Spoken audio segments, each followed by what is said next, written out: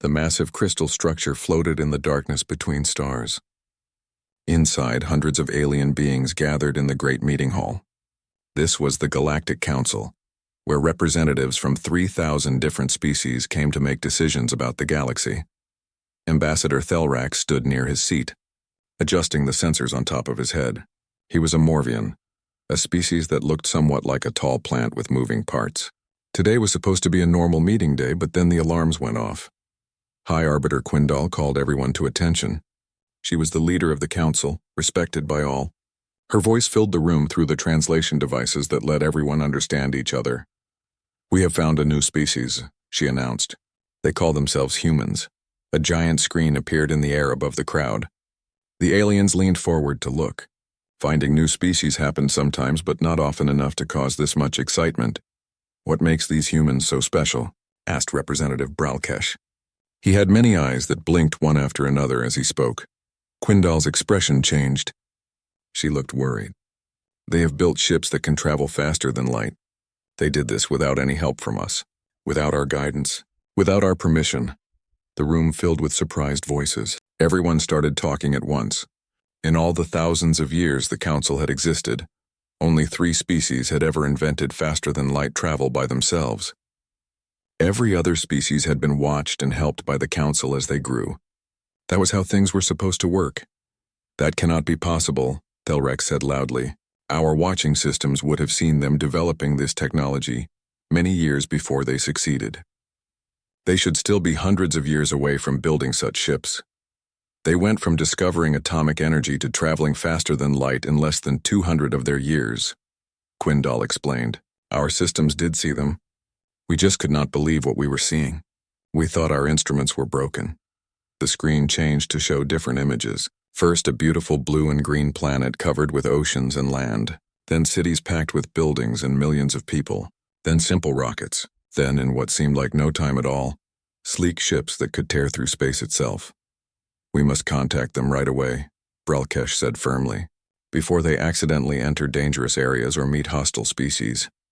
"A team has already been sent," Quindal confirmed. "We are following first contact protocol. Ambassador Thelrax, you will handle the integration process after the first meeting happens." Thelrax felt better hearing this. He had helped 17 different species join the galactic community. Humans would be just like the others. Young species were always excited, scared, and amazed by meeting aliens. They always did what the council told them to do. He had no idea how wrong he was. The human ship looked dangerous even while floating still in space. It had sharp edges and a design that suggested it was built for fighting, not just exploring. Captain Minho stood on the bridge of his vessel, the ESS Indomitable. He watched the alien ship getting closer on his screen. "They are sending messages on many different frequencies," said Officer Jiwoo. She worked at the communication station, her hands moving quickly over the controls. "They want to talk to us." "Then let us talk," Minho replied. He straightened his uniform. "Open a communication channel."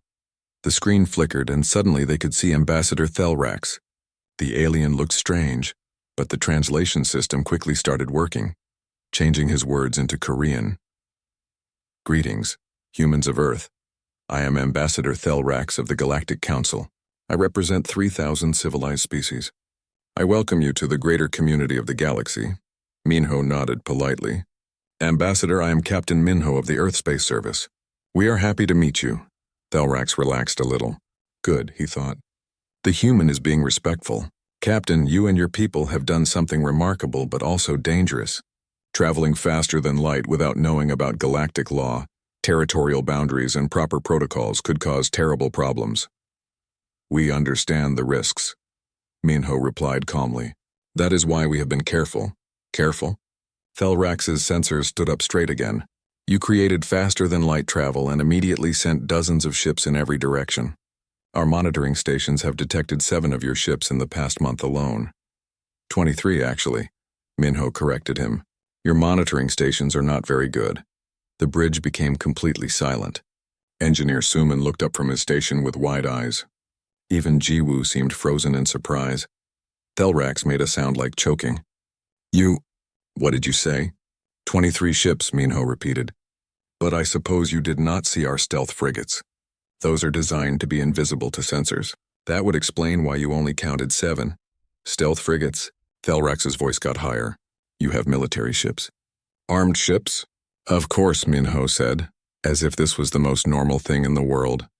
We did not know what was out here. The galaxy could be full of dangerous species. The galaxy is civilized, Thelrax almost shouted. We have laws. We have rules. We have a council that keeps order. Military ships are strictly controlled, and new species definitely do not use them without getting permission first. Minho's face stayed neutral. Ambassador, with respect, we did not know you existed until 3 minutes ago. How could we ask permission from a council we did not know about?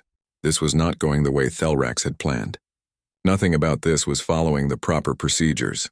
Captain, I think we need to start this conversation again, Thelrax said, trying to stay calm. The Galactic Council oversees all species that travel through space.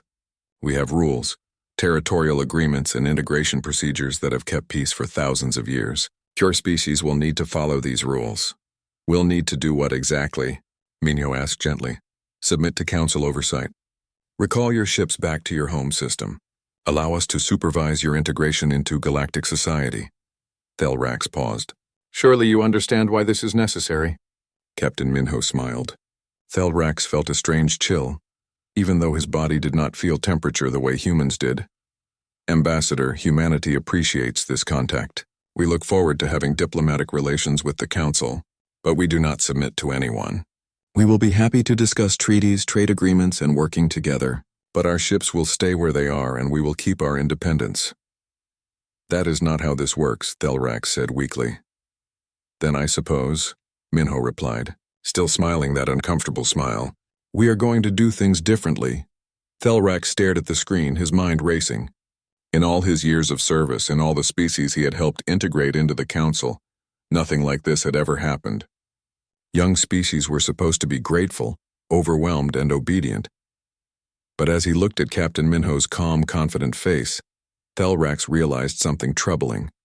Humans were not going to follow the script. They were going to change everything. And the Galactic Council was not ready for that at all. The Krathul fleet dropped out of faster-than-light travel, expecting to find scattered Council vessels fleeing in panic before their superior military might. Instead, they found 73 human warships arranged in a battle formation that their tactical computers could not even properly analyze or categorize. Admiral Hana stood on the bridge of the ESS Indomitable. Captain Minho had graciously offered to let her use his ship as the command vessel for the entire operation. She studied the Krathul formation on the tactical display, noting their positioning and movements. They have stopped advancing, Captain Minho reported from the tactical station where he was monitoring all the sensor data. They are scanning our vessels. Trying to understand what we are? Let them look as much as they want, Hana replied calmly. Communications, open a channel to the Krathul fleet. The main view screen activated, showing the Krathul commander. He was a being covered in segmented armor plating, with cold, calculating eyes that showed no emotion whatsoever. Unknown vessels. You are interfering with Krathul expansion protocols, the commander stated in a flat, mechanical voice. Withdraw immediately from this sector or be destroyed. This is your only warning. This is Admiral Hana of the Earth Space Service acting in coordination with the Galactic Council, Hana replied formally. These sectors are protected space under Council jurisdiction. You need to turn your fleet around and return to your own territory. The Krathul commander's mandibles clicked together in what might have been laughter. The Council has no military force capable of opposing us. You are attempting to bluff. It will not work. The Council has allies now, Hana corrected him firmly. This is your last chance to avoid conflict. Turn your fleet around peacefully or we will turn it around for you. You command 73 vessels. We have 400 ships in this fleet alone. Your mathematical assessment of this situation is extremely poor. Hana glanced at Tactical Officer Jiwoo, who was waiting at her station. Jiwoo nodded once and activated a carefully prepared sequence. Throughout the human fleet, stealth systems that had been running since they arrived suddenly disengaged all at once. The Krathul sensors, which had detected 73 human ships, suddenly registered 218 vessels. The Krathul commander froze completely. His eyes widened. For several long seconds he said absolutely nothing. Our mathematical assessment is perfectly fine, Hana said calmly. Now here is what is going to happen next. You are going to withdraw your fleet beyond the frontier boundary. We are going to establish a proper diplomatic dialogue with the Krathul Dominion about peaceful coexistence and mutual respect, and nobody has to die today. Does that sound acceptable to you? The silence stretched out. Every human on the bridge held their breath. This was the critical moment. If the Krathul decided to fight anyway, this would become very ugly very quickly. Then, slowly, the Krathul fleet began to turn around. They are withdrawing, Minho confirmed, his voice filled with relief. All Krathul vessels are reversing course back toward the frontier. Excellent, Hana said. Let them go. Do not pursue. Communications. Inform the Council that the frontier sectors are secure and the immediate threat has been resolved. On the Council station, the news of the Krathul withdrawal spread instantly. Cheers erupted in the Council chamber. Species that had been terrified just hours before now celebrated. The frontier worlds were safe. Billions of lives had been protected. High Arbiter Quindal stood at the center of the chamber watching the celebration around her. But her mind was focused on what had just happened. Humanity had deployed a military force, faced down a threat that terrified the Council, and resolved the situation without firing a single shot. They had done in one day what the Council could not have done in months. Ambassador Thelrax approached her quietly. High Arbiter, we need to discuss what this means for the Council's future. I know, Quindal replied softly. Everything has changed, has it not? Everything, Thelrax agreed. 1 week later, Admiral Hana arrived at the Council station for an official ceremony. She was escorted into the Council chamber, where all 3,000 species had representatives present. This was unprecedented. The full Council had not assembled like this in over a century. High Arbiter Quindal stood at the central podium. Admiral Hana, you and your species have done the Galactic Council a great service. You came to our aid when we faced a threat we were not prepared to handle. You asked for nothing in return. You simply helped because it was the right thing to do. Hana stood at attention, listening carefully. The Council has debated extensively about how to respond to humanity's presence in the galaxy, Quindal continued. Some argued for restrictions. Others argued for sanctions. But after what you have done, after what you have shown us about yourselves, we have reached a different conclusion. The chamber fell completely silent. The Galactic Council formally recognizes humanity as a sovereign species with full rights and privileges. We propose a treaty of alliance and mutual cooperation, not as superiors guiding a young species, but as equals working together. Hana smiled, a genuine warm expression. On behalf of humanity, we accept. We look forward to building a strong partnership with all of you. The chamber erupted in applause. Thousands of beings from hundreds of worlds, all showing their approval in different ways. Some clapped, some made musical sounds, some created light displays. It was chaotic and beautiful at the same time. But Quindal raised her hand for silence. There is more. The Council votes on major decisions, and we have voted on something significant regarding humanity. By a vote of 2,847 to 153, the Council invites Earth to become a permanent member with full voting rights and a seat on the Security Committee. Hana's eyes widened in genuine surprise. High Arbiter, that is an incredible honor, but we have only been part of the galactic community for a few months. And in those few months you have changed everything, Quindal replied. You brought new perspectives, new technologies, and new ways of thinking. You reminded us that there are different paths to success. You showed us that cooperation between equals is stronger than enforced compliance. The Council has not been challenged like this in thousands of years. We needed that challenge. We needed you. Thelrax stepped forward. Admiral, I personally recommended this decision. When we first met, I treated your species as a problem to be managed. I was wrong. You were never a problem. You were an opportunity for the Council to grow and evolve. Thank you, Ambassador, Hana said sincerely. I know our arrival was not easy for you to accept. Nothing worthwhile is ever easy, Thelrax replied. But it is always worth doing. Later that evening, Admiral Hana met privately with Captain Minho in a quiet observation room overlooking the Council station. Ships from hundreds of worlds came and went in a steady stream, a testament to galactic civilization's vast scope. We did it, Minho said quietly. We actually did it. We went from unknown species to Council member in less than a year.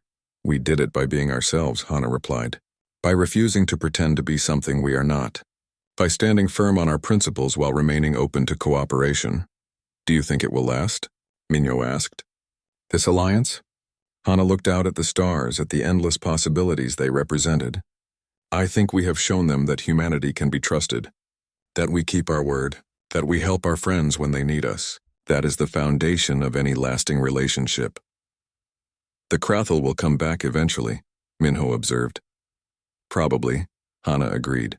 But next time the Council will be better prepared, and we will be there beside them as allies should be. They stood together in comfortable silence, watching the galaxy turn. 6 months had passed since Admiral Hana stood before the Galactic Council and accepted humanity's place as a full member species. The galaxy had changed in ways both large and small during that time. Ambassador Thelrax walked through the corridors of the Council station toward the newly established Earth Embassy. The space had been decorated with artifacts from humanity's long history. Ancient books sat in display cases. Paintings hung on the walls. A fragment of their first primitive spacecraft was mounted near the entrance. Diplomatic Officer Jihoon was waiting for him in the meeting room, holding 2 cups of steaming brown liquid. Coffee, Jihoon explained, offering one of the cups to Thelrax. It is a traditional human beverage. Be careful though, it is very hot. Thelrax accepted the cup cautiously, his sensors automatically analyzing the chemical composition. This contains caffeine, a stimulant compound. Among other things, Jihoon agreed, sitting down across from him. But honestly, it is more about the ritual and the social aspect than the actual chemical effects. Humans have been drinking coffee during important conversations for centuries. He paused. You asked to meet with me. What can I help you with? Thelrax carefully set the coffee aside. His biology could not process it anyway. I have been reviewing records from the past year. Do you know how many formal treaties humanity has negotiated with other council species? How many trade agreements you have established? How many joint research projects you have initiated? I have a rough idea, Jihoon admitted carefully. 47 species now have direct diplomatic relations with Earth. 32 have requested human assistance with various technical or social problems. The Council's administrative efficiency has improved by 23%. Since you introduced your new computer algorithms to help manage data. Thelrax paused, his sensors waving slowly. You are reshaping the entire structure of galactic civilization. Is that a complaint? Jihoon asked quietly. It is an observation, and perhaps something more. Thelrax seemed to struggle for words. It is an apology. Jihoon raised his eyebrows in surprise. An apology for what? When we first made contact with your species, I treated humanity as a problem that needed to be managed and controlled. A young species that required guidance into what I considered proper behavior. I was arrogant and foolish. I failed to see what you truly represented. And what do we represent? Thelrax's sensors lifted in a gesture that the translation system interpreted as respect. Equals, perhaps more than equals in some ways. In just 1 year, you have accomplished things that take most species several centuries to achieve. You have brought innovation, energy, fresh perspectives, and ideas we desperately needed, but did not know we were missing. Jihoon smiled gently and took a sip of his coffee. Ambassador, can I tell you something in confidence? Of course. When Admiral Hana made the decision to deploy our fleet to help the Council against the Krathul, half of Earth's government thought she had lost her mind. We had just met you. Your Council had tried to force us into submission, and here we were, risking our lives and our ships to protect you. But Hana said something during the debate that I will never forget. What did she say?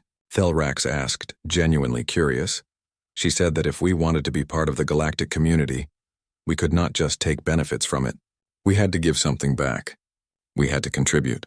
We had to show through our actions that we understood what community really means. It means standing beside others even when it is difficult or dangerous. Thelrax felt something shift in his understanding. You were making a statement about who you are as a species. We were making a choice about who we want to be, Jihoon corrected gently. The choice to be the kind of neighbors and allies that we would want to have ourselves. And you know what? It worked. Look at where we are now. Look at what we have built together. The Council is scheduled to vote next month on several proposals regarding Earth, Thelrax said quietly, including one to grant humanity permanent membership status that normally takes species 2 full centuries to achieve. I heard about that, Jihoon acknowledged. It is a tremendous honor. But more importantly, it is a responsibility that we take very seriously. They sat together in comfortable silence for a moment. Through the large viewport, they could watch ships from hundreds of different species arriving and departing from the station. Among them, human vessels worked alongside Morvian trading ships, Brantax mining haulers, and even a small Krathel diplomatic shuttle. That last one was particularly significant. It represented the very first step toward establishing a real peace with the Krathel Dominion. "Do you remember the emergency briefing when we first detected your species?" Thelrax asked with what sounded like amusement. The official heading for the report was, "Humanity appears, and the Galactic Council realizes they are not ready." Jihoon laughed out loud at that. "Really? That was the actual official heading?" It was, and at the time it seemed accurate. "We were not ready for you at all. And now?" Jihoon asked. "What would the heading be now if you had to write it again?" Thelrax thought about that for a long moment. His sensors moved in complex patterns as he considered the question seriously. Finally, he spoke. "Now I think the heading should be different. It should say, 'Humanity appears and the galaxy becomes ready for anything.'" Through the viewport, a new vessel dropped out of faster-than-light travel and began approaching the station. It was unlike any ship they had seen before. The hull displayed both Earth insignia and official council symbols side by side. This was the first joint exploration vessel, crewed by humans and 17 other species working together. It was heading out to explore regions of space that had never been visited before. "That is the future right there," Jihoon said, pointing at the ship. "Not humans doing things alone. Not the council doing things the old way, but all of us working together, combining our strengths, learning from each other." "It is strange," Thelrax mused. "For thousands of years, the council operated on the principle that young species needed guidance and control, that there was one correct path to advancement. But you have shown us that there are many paths, many ways to achieve greatness." "The council's way was not wrong," Jihoon said diplomatically. "It worked for a very long time. It helped countless species reach the stars safely. But maybe it was incomplete. Maybe there was room for other approaches too." "You are being very generous," Thelrax observed. "I am being honest," Jihoon corrected.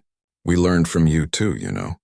The council taught us about cooperation on a truly massive scale, about maintaining peace across thousands of different cultures, about building institutions that last for millennia. Those are incredible achievements that humanity still has much to learn about." Thelrax stood up slowly, preparing to leave. "I am glad we had this conversation, Jihoon. When I first met Captain Minho all those months ago, I thought my job was to teach you how to fit into our galaxy. I see now that it was really about all of us learning together how to build a better galaxy." "I think that's a perfect way to describe it," Jihoon agreed, also standing. They shook hands in the human custom that had become popular throughout the council. As Thelrax left the embassy, he felt something he had not experienced in his long career. He felt genuinely excited about the future.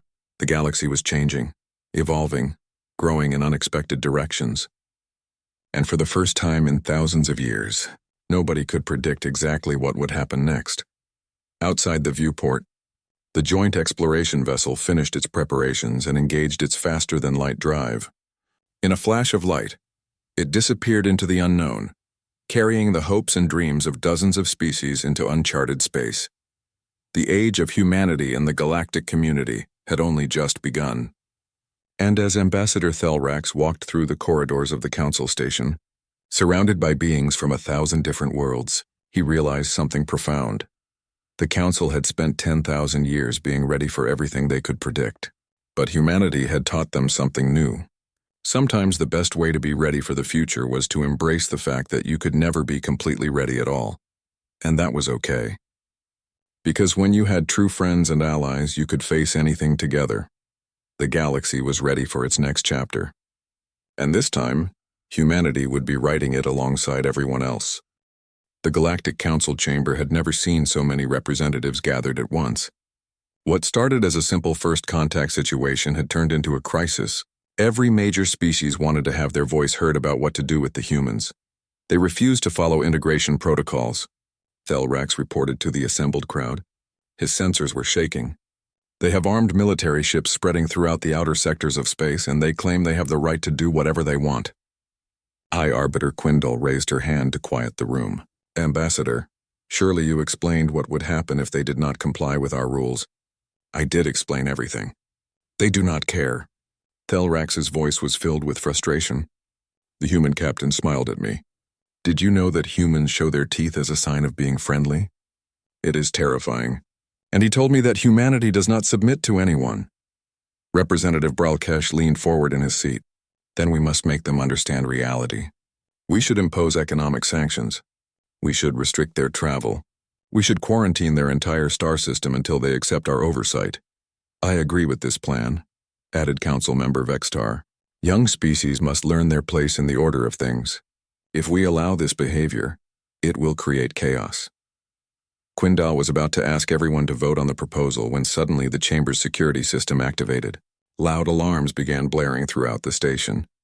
The holographic display changed to show what the exterior sensors were detecting. 37 human ships had just appeared out of nowhere in perfect military formation. They were surrounding the council chamber itself. How did they find this place? Someone gasped. This location is one of our most protected secrets, another voice shouted. On the main view screen, a new human face appeared. She was a woman, younger than Captain Minho, with sharp, intelligent eyes and an expression that showed absolute confidence in herself.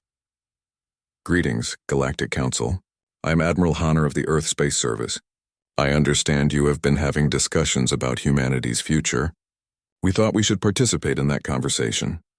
The council chamber erupted into complete chaos. Security protocols began activating. Defense systems started powering up. 3,000 different species all began shouting at the same time in hundreds of different languages. Silence. Quindal's voice cut through the noise like a knife. The room fell quiet. She turned to face the view screen, barely keeping her composure. Admiral Hana, this is a serious violation of Council space. You will withdraw your ships immediately or face severe consequences. Hana's smile looked similar to Captain Minho's smile, friendly on the surface but with something harder underneath. I do not think we will withdraw.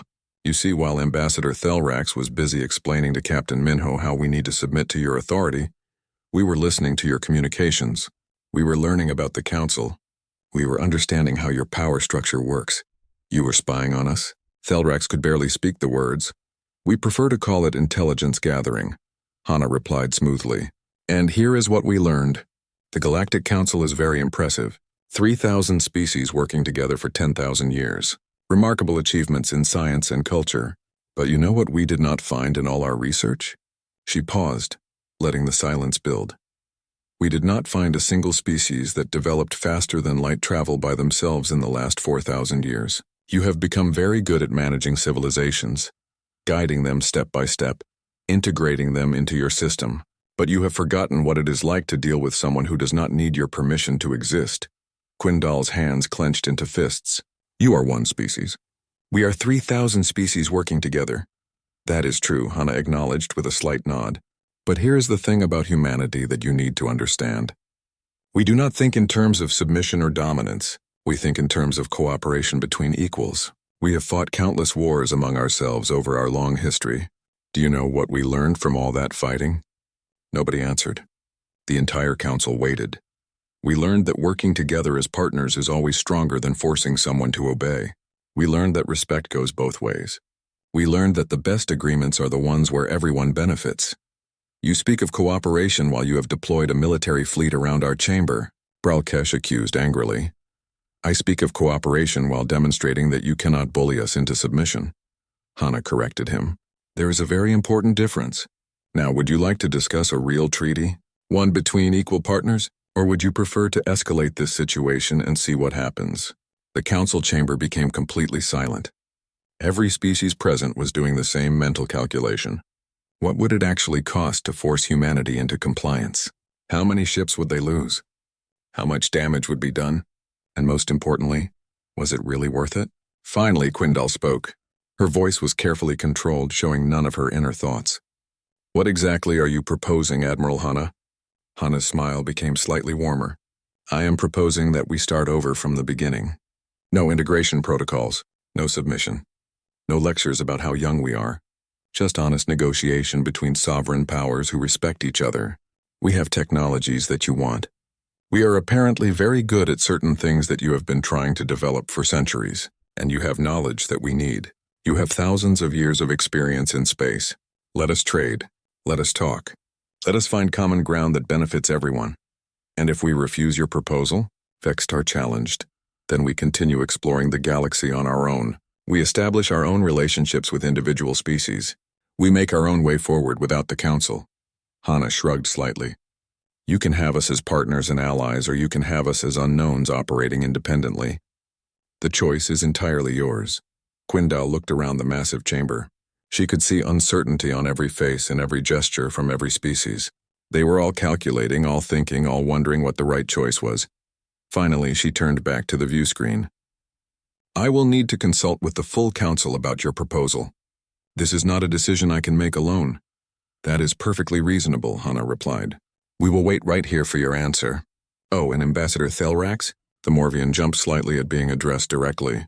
Yes, Admiral? No hard feelings about what happened earlier with Captain Minho. You were just doing your job the way you have always done it. But next time you meet a new species, maybe try leading with partnership instead of submission. You might find that some species respond much better to being treated as equals. The transmission ended. Admiral Hana's face disappeared from the view screen. The council chamber immediately exploded into loud debate once more. Arguments broke out in every corner of the room. Some species wanted to fight. Others wanted to negotiate.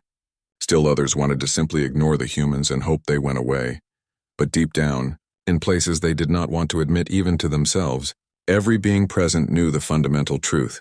The galaxy had changed forever. Humanity had arrived, and nothing would ever be the same again. The age of the Council's absolute authority was over. 3 months had passed since Admiral Hana's dramatic arrival at the Council chamber. Ambassador Thelrax found himself doing something he had never done before in his entire career. He was negotiating with a species as an equal partner, even though they had only joined the galactic community a few months ago. The mining rights to the Kelvor asteroid belt are already allocated, he explained patiently to diplomatic Officer Jihoon across the negotiating table. The Brantax Consortium has held those rights for 6 centuries.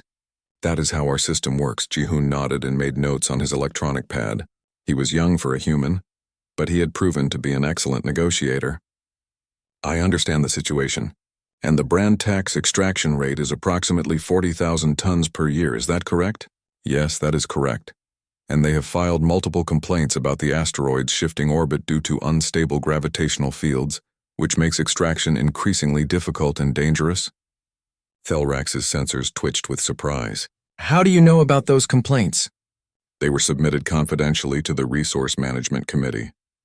That information is not public, Jihoon smiled apologetically. We have been doing our homework, Ambassador. We like to understand situations fully before we propose solutions. Here is what we would like to offer. Humanity has gravity manipulation technology that could stabilize the asteroid belt. We would like to offer this technology to the Brantax Consortium, in exchange for a small percentage of the extraction rights. Everyone wins. The Brantax gets safer, more efficient mining. We get access to resources we need. The Council gets a resolved problem. Gravity manipulation? Thelrax leaned forward despite his attempt to remain professionally neutral. That is purely theoretical technology. The Council's best scientists have been researching it for over 3 centuries without success. It was theoretical, Jihoon corrected gently. We figured it out about 30 years ago. It turns out that when you have 7 billion people all competing and innovating at the same time, you can crack difficult problems fairly quickly. Competition drives innovation. This was the pattern Thelrax had observed repeatedly over the past 3 months. Humans would identify a problem that the Council was facing. They would propose a solution using technology that the Council did not possess. Then they would negotiate favorable terms for sharing that technology. They were spreading through galactic civilization like wildfire, not through military force or political pressure, but through sheer usefulness. Every species wanted to work with the humans because the humans had solutions to problems. I will present your proposal to the Brantax Consortium, Thelrax said carefully. I believe they will be very interested. But I must ask you something, Jihoon. Why are you so eager to integrate into galactic commerce and culture? You could have remained isolated in your own space. You could have developed independently without dealing with all our bureaucracy and regulations. Jihoon set down his datapad and leaned back in his chair. Ambassador, can I be completely honest with you? Please do. Humans are deeply, fundamentally curious about everything. It is built into our nature. We want to see everything, know everything, experience everything. When we discovered that we were not alone in the universe, it was like children finding out there is an entire city beyond their small neighborhood. We could not stay isolated even if we wanted to. It is simply not in our nature to ignore the unknown.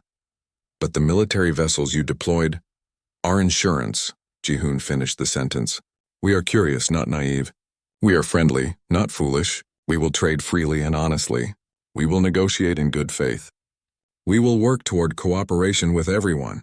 But we will also maintain the ability to defend ourselves if necessary, just in case. You understand, surely? Thelrex sighed deeply. The translator rendered the sound perfectly. You are changing everything, you know. The Council has operated on the same basic principles for thousands of years. We had a system that worked. Change is not always a bad thing, Ji-hoon offered quietly. Maybe the Council's principles worked perfectly when you were guiding young species step by step through development. But the galaxy is much bigger and more complex than you thought, is it not? There are species like us out there that do not fit into your established patterns. Maybe it is time for the Council itself to evolve. Before Thelrex could respond, both of their communication devices activated at the exact same time. The High Arbiter's official symbol appeared, indicating an emergency council session was being called. All representatives to the chamber immediately, Quindal's voice commanded through the devices. We have a serious situation developing. Thelrax and Ji-hoon exchanged glances. Then both stood quickly and headed for the council chamber. The council chamber was in complete chaos when Thelrax and Ji-hoon arrived. On the main view screen, telemetry data showed a massive fleet of vessels entering known space from the galactic rim. These were not human vessels. They were something else entirely. What are we looking at? Ji-hoon asked quietly. The Krathul Dominion, High Arbiter Quindal announced, her voice heavy with concern. They exist beyond council space in regions we do not control. We have maintained a cold peace with them for 2,000 years, but they are expansionist by nature. This is the largest fleet movement we have detected from them in centuries. The screen showed hundreds of ships, all of them clearly military vessels designed for combat. What do they want? Ji-hoon asked. Quindal turned to face the assembly, and Thelrax saw something he had never witnessed before in the High Arbiter. She looked uncertain, afraid even.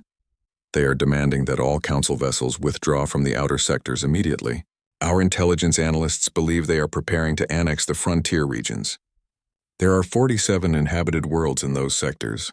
Billions of lives. Can you stop them? Ji-hoon pressed. The council maintains peacekeeping forces, but they are designed for patrol duties and police actions, not actual military engagement. We have not fought a real war in over 4,000 years. The Krathul, on the other hand, never stopped preparing for war. They have been building their military strength for centuries. Thelrax watched Ji-hoon's expression change. He could see the human's mind working, calculating, considering options. How long until they reach the outer settlements? Ji-hoon asked. 17 days at their current speed, Bralkesh reported from his station. Perhaps 20 if they proceed cautiously. Ji-hoon activated his personal communicator. This is Diplomatic Officer Ji-hoon to Earth Space Service Command. I need to speak with Admiral Hana immediately.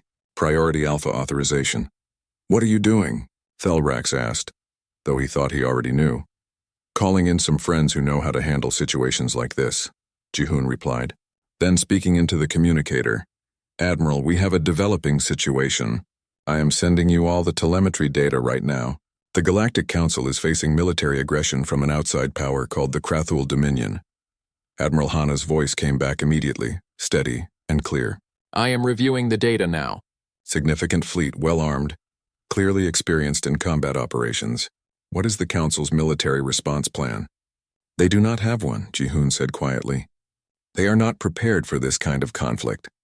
They have not fought a war in 4,000 years. A brief pause. Then Hana's voice came back with absolute certainty. But we have fought wars. Many of them. Yes, Admiral. Where are you currently? Council chamber.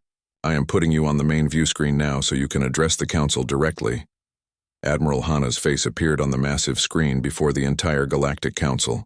She took a moment to study the assembly, looking at the faces of dozens of different species. Then she spoke clearly and firmly. High Arbiter Quindal, I am Admiral Hana of the Earth Space Service. Officer Ji-hoon has briefed me on your situation. Humanity would like to offer military assistance. Assistance? Quindal repeated, clearly surprised by this development. Why would you help us? We have been arguing with your species for months. We tried to force you into submission when we first met. Because that is what good neighbors do when they see others in trouble. Hana replied simply, they help. And because we would rather establish right now that this galaxy has rules that even powerful species must follow. If the Krathul think they can just take whatever they want through force, well, humanity has considerable experience dealing with bullies. The council chamber fell into stunned silence. Every representative stared at the screen in disbelief. Quindal looked around the chamber, seeing the same shock reflected on every face. Finally, she turned back to Admiral Hana. Admiral, on behalf of the Galactic Council, we accept your offer of assistance. But I want to be clear about something. We will not become indebted to you because of this.